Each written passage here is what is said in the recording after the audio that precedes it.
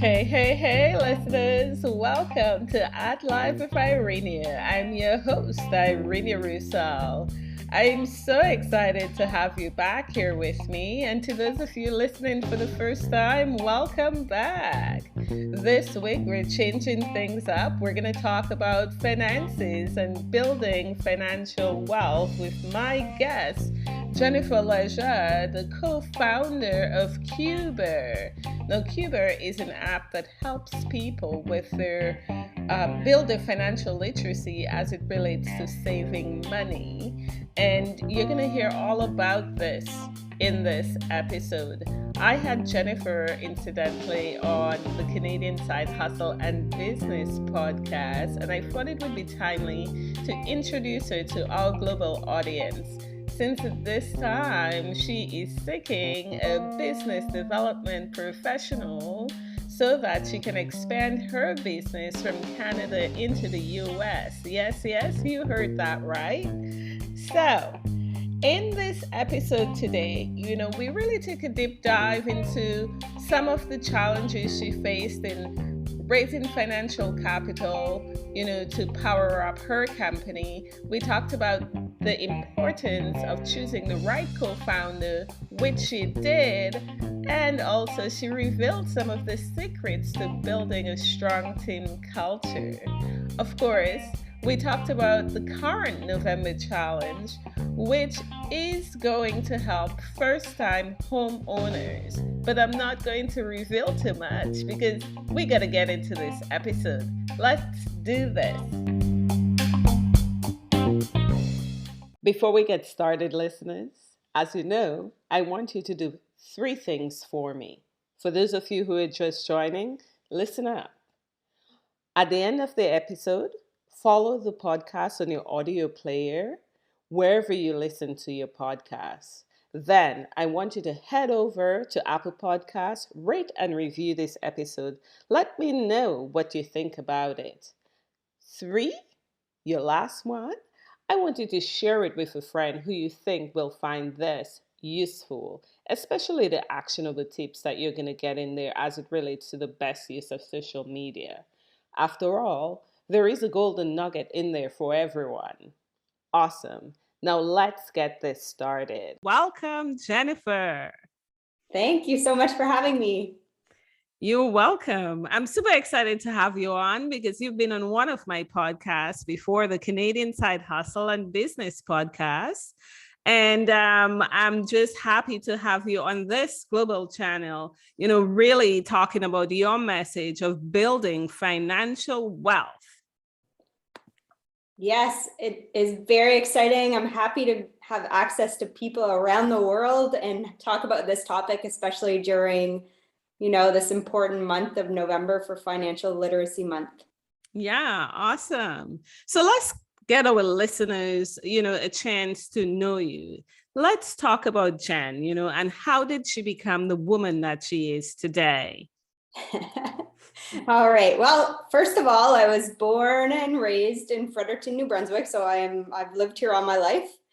I now live in Moncton, New Brunswick, not too far away from where you are. And I am first and foremost a mother of 2 kids, so one 13-year-old girl and an 11-year-old boy. All right. And I graduated in Fredericton, actually, at University of New Brunswick. So my background is I have a degree in computer science. And I've been working for several years, and the majority of the work that I did was actually in the gaming/gambling industry.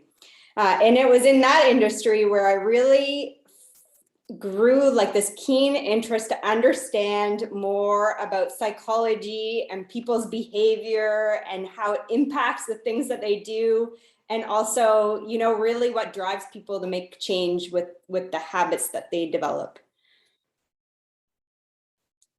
All right. So I like that. You're driven in terms of looking at people's behavior, and as a result of that stint that you were in with this company, you developed your business. Tell us a little bit about your business, because I think our listeners, it's really important for them to know what you do. and how you did it. Yes, awesome. So Quber is an app that's helping people save money. And I'll go back to the reason why we created this app. So personal finance was really a struggle of mine. So I never had an issue. I graduated with computer science, so I always had fairly well-paying jobs, middle income, but I was one of those people living paycheck to paycheck. And one thing I've learned over the years is that it really doesn't matter what income level people have. There's people at all levels, low to high, who are living this kind of paycheck to paycheck cycle. And so I was one of those people, and the tools that were out there at the time were kind of, budgeting tools, pie charts, things that showed you where you spent your money, but did nothing to actually change your behavior. So it was kind of like in the past, and yeah, that was a dumb idea, or those were some bad choices I made last month, but yeah. Here's a new month and maybe it'll be different, even though it never is, right? Yeah. So with the things that I learned in the gaming industry, about really like habit forming, what needs to be done. There's a lot of gamification. Obviously, there's a lot of like psychology that goes on in that industry. So I wanted to take a lot of those learnings and bring it into a personal finance tool that really changed people's behavior, because these people's spending behaviors are ingrained in them from the time that they probably get their first job. So you could be working at McDonald's and you start getting a paycheck and you start building these habits, and even maybe before, when you start getting Christmas money from your grandparents or whatever it is, right? Yeah. So really like figuring out how can we change that behavior so that you actually think before you spend your money and make new habits with your money. That's awesome. That's where it started. It was a personal problem of mine, and then once we started looking into the problem, we really found that there's a lot of people who are struggling with this problem. I wasn't the only one, and I'm still not. There's probably about 50% or maybe even more at this point that are living paycheck to paycheck. So it's like really a big problem that we wanted to tackle. But I think the tool that we have, it's been out now for 3 years, and it is having really great results. It's really helping people learn to save money for the things that they want to buy instead of putting it on their credit card. And it's really just helping people with their day-to-day money management. Well, I love that, you say that in terms of teaching people habits to save versus habits to spend, because we know we're bombarded by advertisement, whether we're in the car and listening to the radio, or we're in front of the TV, or we're in front of the computer, in front of the internet. We are bombarded by advertisement to spend. So it's great that you found the pain in the market and you're finding a solution to help people to save. And in terms of the app, if somebody wanted to use the app, what would they do? Yeah, so it's quite easy to use. So right now we're in Canada only, but we are kind of slowly making our way into the US. So we're hoping to be there in early 2022. So what happens is you download the app from the App Store. It is called Quber, Quber, and you need to do a registration. It's fairly easy. You add your email, your first name, last name, that kind of information. And then you sign up for your first saving challenge. So we have all kinds of different saving challenges in the app. And any saving challenge that you do, you earn 2% cash rewards if you complete the challenge. So 2% is better than any bank is offering on a savings account at this point. And it really motivates you to make sure that you meet that end goal. So we have something like save $500 in a year. We have people who are saving $5,000 in a year. But for each one of them, you earn 2% rewards. So you decide when you want to start your challenge, you decide the frequency of withdrawals. So most people line it up with their paycheck. And And then you add your daily banking account. All we need is the same information that you would use for a bill payment. So that's how we withdraw money from the account and move it into your saving account. So think of Quber as your digital savings account. Your money is held at arm's length. But if you need your money back, it's very easy. You would cash it out and it moves back into your daily bank account. People really like the fact that we hold it separately from their daily bank account. And I think it's one of the things that we always recommend to people, because it's arm's length. So it's not like it's right in the same account. It's easy to transfer back and forth. This is really kind of separate from your spending account, and you're not as tempted to dip into it and spend it. All right. Wow. I guess, in this time, even now, there are many people who are looking to save, a lot. And you talk about challenges, right? So what is your current challenge you have going right now that's really firing you up for the month of November? So business-wise, our challenges right now are, of course, reaching employers. So our model is to sell to employers as a financial wellness benefit. So users can download Quber on their own, but there's a lot of employers who are offering even better incentives to their employee base to help their employee base build an emergency fund.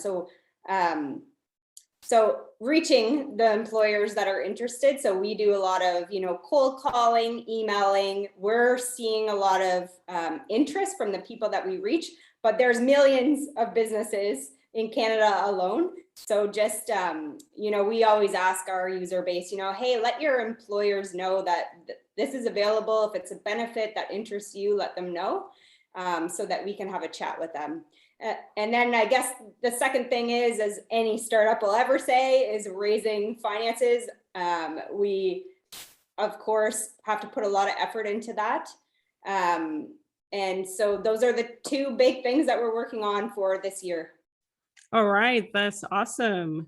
Now you talk about, employers helping employees in terms of a benefit to help them to build their emergency funds. As an individual, who's thinking about personal financial planning and savings, what sort of funds should they have put away? Everybody says you gotta have an emergency fund, but is that the only type of fund that one should have put away?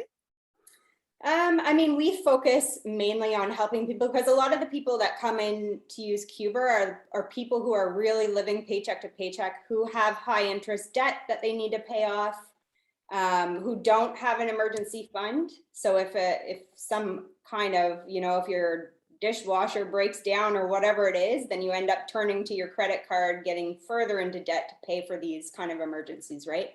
So we always suggest if you have high interest debt, first of all, pay that off. Then we suggest having that emergency fund so that you can stay out of dipping into any kind of high interest debt. And then, of course, you need to think about retirement. So retirement's a big one. And here in Canada, we have something called a TFSA product. So we also recommend that to our users. So build the habit of saving money within Quber, build up your nest egg. And then once you reach a certain level, take some of that money and put it into TFSA where it will continue to grow. So those are the things that we recommend to our users. All right, awesome. Now, you talk about employers helping their employees in terms of, this being a financial benefit. So what sort of companies are you seeing out there who's modeling this type of behavior? Yeah, there's quite a number of companies who are doing it. So one of our key customers here in Canada are Levi's. So the jeans. And they've been a very big proponent of offering this to their employee base. So their interest is really to help their employees build up an emergency fund. But not only that, but really develop that habit of saving money for their employees. So they want it to last a lifetime. They really want to help them change their behavior. And, the employers that are interested in offering this benefit, I think the most important stat is that right now, money is the number one cause of stress for people. And the problem is that stress comes into the workplace, right? So people are less productive when they're stressed, and it really impacts their performance at work. So it makes sense that employers would want to get involved and help reduce the financial stress that people have. And what we see is that a lot of employers, and I think a lot of traditional benefits, have focused on the retirement savings, which is great. That's also needed. But the stress that people are feeling, they're not feeling it about, when they're going to retire. They're feeling it because they're having a hard time managing their daily expenses. They're having a hard time because they have a high level of debt. They're living paycheck to paycheck. They have difficulty saving money. And the traditional benefits aren't tackling these issues. I like that you say that this app is an app for everyone, right? So it doesn't matter what your status is, in terms of the level of salary you have. It's about the money coming in, the money going out, and if you're saving, right? Exactly. Yeah. And we've worked with a lot of not-for-profits that work with low-income individuals as well. So, people think, oh, I'm on a low income, I don't have any money to save, but it's not true. You don't have to save a big amount. Even if you put away $10 a week, it makes a big difference, right? So that's maybe, a lunch out that you could reduce, or something that you can change in your spending. And, it starts to accumulate. It starts to make a difference. Yeah. So right now, for the month of November, you have a challenge that you're advertising. Tell us a little bit more about it. Yes. So for this month, for Financial Literacy Month, we partnered with a company called Brunswick and Smith in Canada. And what we're doing with them is offering a saving challenge. So like I said, we have lots of different saving challenges in the app, and they always earn cash rewards. This one's a little bit unique. It's the first time we've ever done this. So when people join the Brunswick and Smith Saving Challenge in the app, the challenge is to save $150 in 3 months. So that's $50 a month. And if people are successful, then they're earning $10 on that money. So $10 straight away in cash rewards, which is great, right? But in addition, so this is kind of the different piece about this challenge, is that as soon as they add the challenge, they're getting access to additional pieces of financial literacy in the app. So there's already all kinds of financial literacy that we have featured in the app, but this is giving access to even more topics. Some of the topics, it's all content provided by Brunswick and Smith. Some of it's about finance and divorce. Some of it's about, an introduction to creating a financial plan. Talks about, credit card debt, retail therapy. So all really interesting topics that people get for free when they sign up for the challenge. That's awesome. Listeners, definitely check it out. For those of you in Canada, you want to check it out. And, you talk about when you had the idea and you started off the business and you've launched. It's 3 years, it's thriving, it's doing well. Let's go back a bit and talk about, you as the entrepreneur building that business and trying to get people to believe in this idea of yours to finance it. How did you go about doing it? And what are some of the challenges you faced along the way? That's funny. So this is always a big struggle for probably all startup companies. Yeah. When we started, so we actually started with the idea, the concept of Quber in 2016. And that's when we incorporated. And so we didn't have any of the technology done, anything like that, but we had the idea. And at that time, there was really no such thing as fintech. So fintech became kind of a thing. Probably a couple years later, then you really started hearing that word more and people understood what it meant. Yeah. So, when we were trying to raise money here in our area in New Brunswick, and a lot of the time we hear like, no, nobody's going to give their bank account information. Nobody's going to use this app, like the banks can do it. And now people give their bank account information on Facebook to Amazon, all these other companies now are coming in. There's a lot of smaller digital players that are coming in Canada, in the US, and across the world that are, challenging these big banks. So, and I think that was really challenging for us because it's much more conservative in this area. So there was a couple of competitors within Canada, and they were able to raise probably triple the amount of money that we were from the beginning. And I mean, that amount of money makes a big difference when you're first getting started. So I think it's just like the amount of risk that people here in our area are willing to take. But now when you take a look, like New Brunswick's becoming one of the fintech regions, in Canada. So there's definitely much more support now than there was back then. Well, that's excellent. And did you face any regulatory challenges to get it up?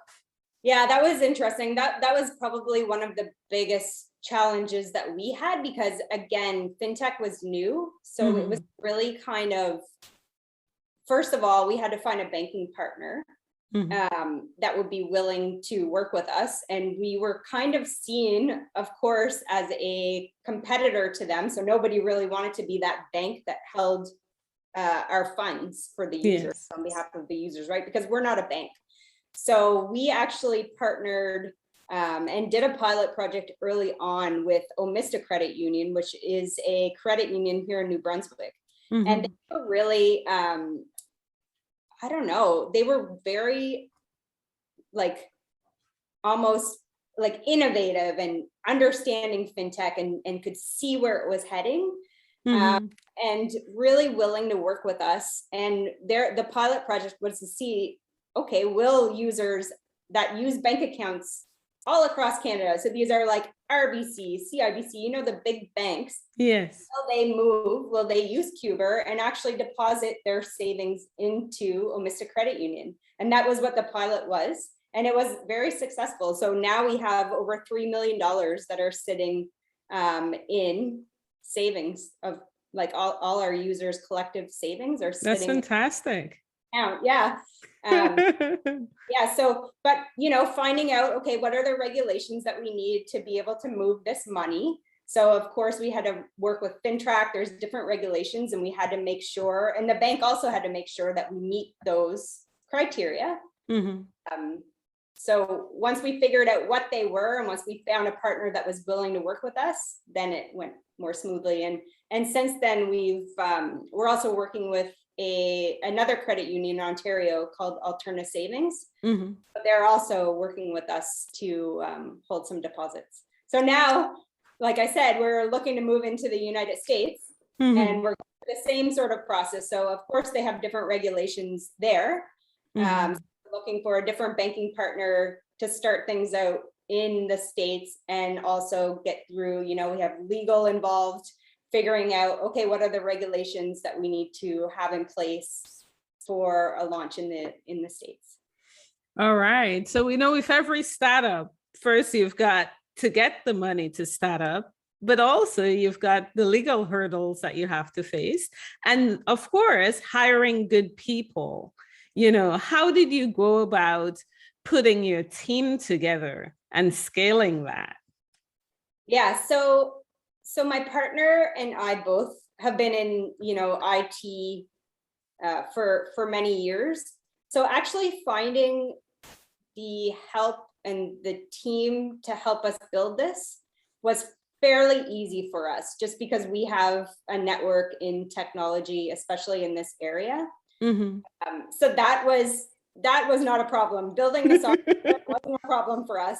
Okay. Where we're struggling, actually, and maybe we'll find somebody here, is we need somebody to come on and help us sell. So we have all these employers, like I was saying, there's millions. And then once we get into the States, that'll just open up, many, many more opportunities. So we're looking for a real dedicated salesperson to come and join our team. and help us reach these people and help us grow. All right. Awesome. You heard that, listeners. A job for you. Exactly. All right, awesome. And then, there is the concept of, or not concept. So as a leader, as an owner of a company, you have a team and you're leading, and building your team. What sort of leadership are you infusing within the organization to have a tight-knit culture? Yeah, that's interesting. I think number one, you have to like be willing to do just about anything, right? And especially as a founder, I think there's probably not an area of the business that I haven't got my hands into as far as like, accounting. I've done some of the development, testing, product design, marketing, sales. I call customers too. So I think, you have to just get in there and do whatever is needed, and whoever needs help, get in there and support them. And, just show them that you're willing to be there for them, and show them your work ethics, and make sure that they're on board with the problem. I think solving the problem, I think people, they really need to be bought into the idea and be excited about solving this problem. That's key. When we can find employees that really believe in the problem and want to solve it with us, then that makes for a perfect team. All right. Definitely having that mentor, that leader in the company that really infuses the organization, as you said, leading by example based on what you've been saying. So as an individual throughout your career, you've had people who've touched your life. Can you think of anyone pivotal that have helped to change the trajectory of your journey that is still evolving, of course? That is a good question. So I would say probably the one who has helped me most as far as business and running this company is my co-founder, Venki. So Venki's had many different C-level positions throughout his career. He's worked a lot in the States at big companies, and he'd also worked at some startups as well. So we complement each other very, very well. So he has all the skills that I didn't have at all, like sales, the finances of the company. I had never touched any of these pieces in business before. And so he's really helped teach me and show me the way and mentor me throughout those phases. We've had a lot of really great advisors that have come in and helped both of us as well. So we don't know everything. And so we really lean on the advisors and the mentors that we've had throughout, different accelerator programs that we've done. But I would say, like, as far as what I've learned outside of technology and what I've learned about business, I would definitely give kudos to Venki for that. All right, that's awesome. And for those individuals who have great ideas out there who are thinking about starting their business, how important is it for them to find the right co-founder based on your experience? Oh my goodness, to find a partner to found a company with is like you have it's going to be tough. Like, you have to find somebody that you can trust. Think about it as like having a roommate almost, because you will be talking with this person every day. You're running a business together. So you have to trust that person, like, pretty much with your life, because this is a huge part of your life. So you really have to trust them. You have to know them. Like, you have to understand each other and communicate. Sometimes you're not going to agree on things, and you have to be able to work through that. So yeah, you can't pick a partner lightly. Like, you have to know that you can trust them and know that you'll make it through the long haul, because this is not a year-long endeavor that you're taking on. This is years of your life. And yeah. I love that you said that, trust And you have to understand that person, you know. Some people say, you know, it's someone I want to work with who I can walk through the fire and they'll walk in with me and get to the other side. That's true. That is true. All right. You know, I'm sure one day we'll celebrate, but I can tell you there's been a lot of fire. So you definitely together. That's cool. That's good. You hear that, listeners? You find the right founder, okay? So very important. Yeah. So in terms of financial literacy, you know, and we know it's November and it's financial literacy month. How important is that, you know, for everyone? Yeah, I think financial literacy is just a huge part of everybody's life, because honestly, if you're stressed about money and you're not educated on how to manage your money, then you will have that stress, right? Because you just don't know what to do or how to manage it, and you don't know how to plan ahead. Yeah. So it's really important, because that stress, it'll affect all aspects of your life, right? It affects your job, it affects your health, and it definitely affects a lot of relationships. So just, you know, understanding, building up your financial education. The other thing that's really important, I think, is, you know, you never know what's going to happen in your life. So in some cases, you see one partner over the other managing the money, which is okay, but just make sure that the other partner is also educated and understands, because you just don't know what's going to happen in your life. So it's important for everybody. And I think it's most important for kids. Yes. To be educated. So when they get out and get their first job, you know, get them in the habit early of saving money first, because if they build that habit from the time that they're kid, it'll just be natural for them. Yes. Yeah, absolutely. My goodness. I love this. So, you know, what's firing you up? You know, what's next within the app? Yeah. So one of the things that we're going to be starting really soon, because we do a lot of surveys, we ask our users a lot, okay, what is it that you would like to see in the app, and how can we help you? And so traditionally, our saving challenges have all been focused on helping people build an emergency fund, which is very important. But what we're seeing is there's a big chunk, I think it's like 35% of our users will be in the market to buy a house, you know, in the next few years. So it's not an immediate thing, but they want to start saving for a home down payment, because you need to have quite a chunk of money saved to buy your first house. And from what we understand across Canada, that's about $25,000. So we are going to have a saving challenge in Quber to help people build up a home down payment. And it's going to be a longer challenge, the longest challenge we've ever had. So typically we do year-long challenges.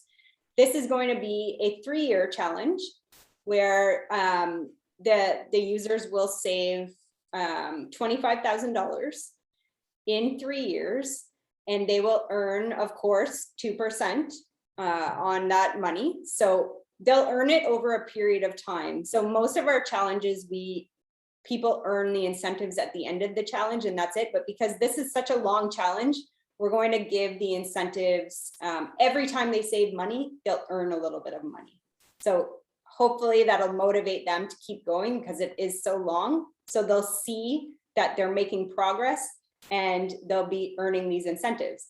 And the cool thing about this challenge is that once they get in the habit of saving this money, it's going to turn into their mortgage payment. So the amount of money that they're saving, they'll be used to saving it. And then when they do get a mortgage, they'll be used to that money coming out either bi-weekly or monthly, however they choose to do it. That's absolutely fantastic. I remember when we were saving for our first down payment, which was at that time $5,000.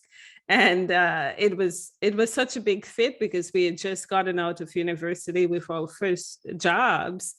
And I can tell you, it was a struggle to get there, but we did get there. So it's awesome that, you have that opportunity for, young career professionals who are looking at their first home. So that's fantastic, right?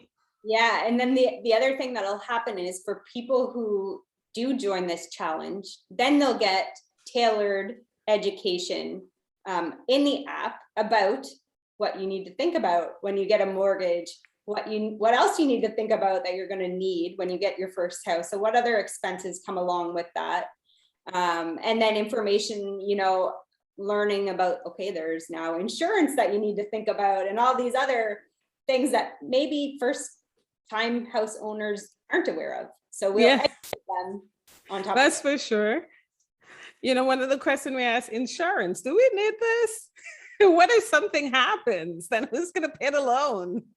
Exactly, right. Oh my goodness. That's awesome. That's great. Yeah. So for the families out there, for the young career professional, the single mom, the grandmother, the grandfather out there, what advice do you have for them during the month of November and for the rest of their lives? Well, again, I think the biggest piece of advice I can give is every time you get some money, save some of that money first. So kind of like, instead of spending it, save it first and then spend what you have left over. It's easier that way, and plan ahead. Now I'm definitely one of the power users of Quber, right? I use it all the time, and I'm saving for longer term things that I want or that I need, and I have my emergency fund build up. But I also save for things that I know are going to come up in the next couple of months. Even things like as silly as, getting my hair done, I save for it because those are things that before I would have put on my credit card and then paid it off. So now instead I save before, knowing that it's going to happen. So I think just getting into the habit of saving first, then you'll see you don't have as much money left over to spend, and then you figure out how to manage the money that you have left to spend. So you make different choices than you would have before. Yeah. And for those folks who, who's like, whoa, I have a big credit card debt. How can I save? Because I have to pay it down. What would you tell them? Yeah, so we still recommend that people use Quber, and we know we have actually some user stories that are in the app and blogs and things that you can access within the app or even on our website, actually, of people who were in that situation where they had credit card debt and they used Quber. What they did was some people would put money in there, similar to what I was saying, every month, or even every 6 months, they would let it grow, the savings, and then they would take it out and plop it on their credit card. So it would be like an extra payment that they're making every 3 months or every 6 months to help bring that debt level down. And they were using, we have so many different ways that you can save within Quber. So even like a roundup rule makes, you can save more than you think with just rounding up your change and saving it. We have some people who link their Fitbit and save money every time they do exercise. So all these little things accumulate money faster than you think. And then you have that pot of money, take it out and put it on your credit card. So it's those micro steps to building wealth. Definitely. Yeah. Wow. That's awesome. Jen, I love talking about money, and I know I could pick your brains a lot, but I have to end this conversation. So let's talk about what's putting a pep in your step and a pride in your stride right now these days. What are you doing for fun? For fun. Well, today I just decorated my house for the holidays. All right, awesome. I'm actually headed to Montreal next weekend, so that'll be the first travel I think I've done in I don't know how long, many years. So that will be kind of a business trip, but I'll take a little bit of personal time there as well. Good. Yeah. And what song you have that you're vibing to, that just giving you that energy and that drive? Well, it's very funny. So I knew you were going to ask this question, but this is an honest to God answer. So, one of my favorite songs right now is by Ed Sheeran, and it's called Bad Habits. And it fits really well into what we just talked about, but I really do love that song. And that has a high vibe. I love it too. All right. And in terms of a book, that you would recommend for my audience, what would it be?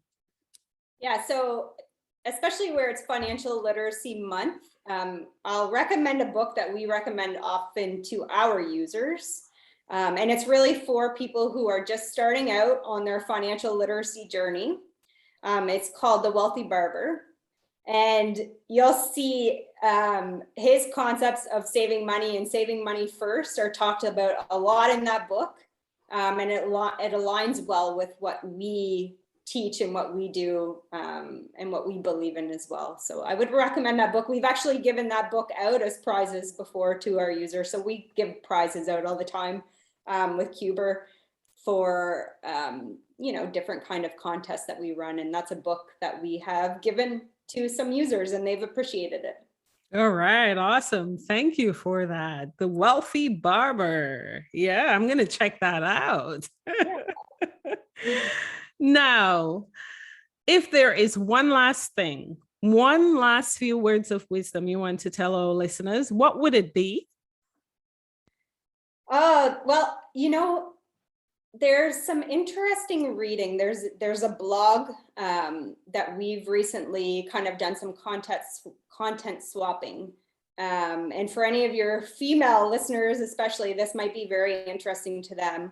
It's called Untangle Money. And what Christine does is she talks really about how finances need to be looked at differently between men and women.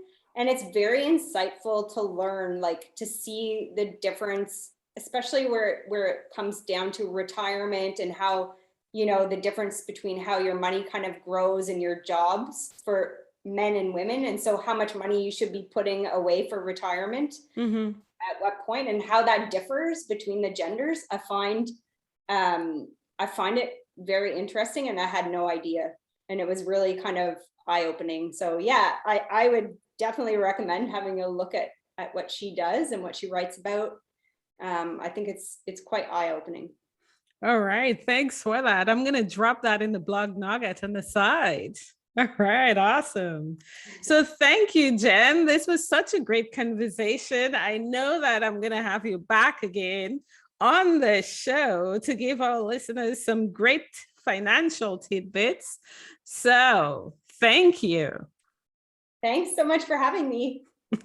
You're welcome. This interview was conducted remotely in my mom's home studio.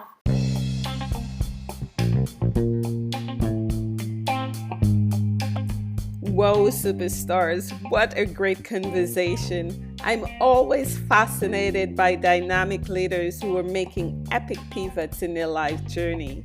If you love this episode, go ahead and hit the follow button wherever you listen to your podcast, whether it be on Apple Podcasts, Google Podcasts, or Spotify.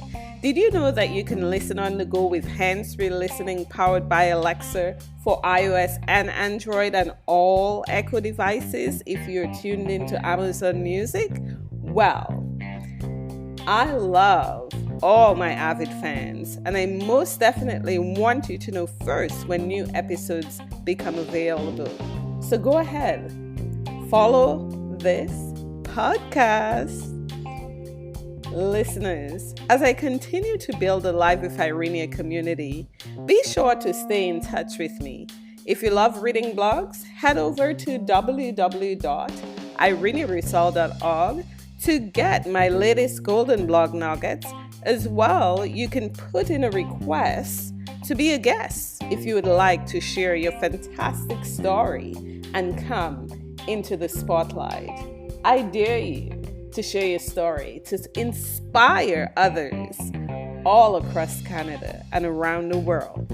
Thank you so much for tuning in. Until next time, I'm your host, Irene Roussel.